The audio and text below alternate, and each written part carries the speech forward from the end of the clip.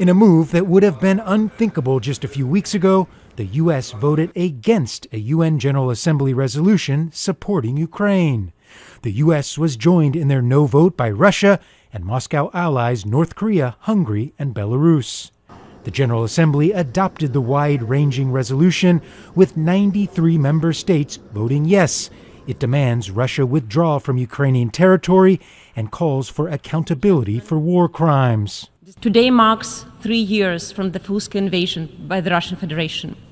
3 years of Ukraine's resistance, 3 years of Ukraine's preservation, 3 years of Ukraine's fight and heroism. The U.S. proposed its own resolution on Ukraine. Only 3 sentences long, it did not refer to who started the war and made no specific demands of Moscow, calling only for a swift end to the conflict. A simple, historic statement from the General Assembly that looks forward, not backwards.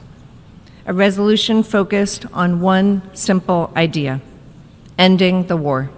A group of more than a dozen European countries proposed amendments to the U.S. measure, adding language calling it a full-scale incursion of Ukraine by Russia and calling for respecting Ukraine's sovereignty.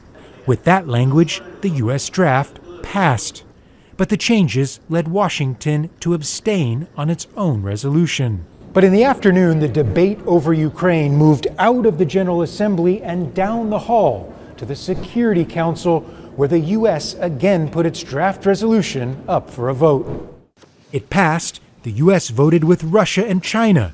It simply calls for an end to the conflict, despite objections from the U.K. and France, who decided not to use their veto power to block it. In an unusual day of back-and-forth war of words, it's clear the days of the U.S. walking in lockstep with Ukraine and its allies at the UN are over. Gabriel Elizondo, Al Jazeera at the United Nations in New York.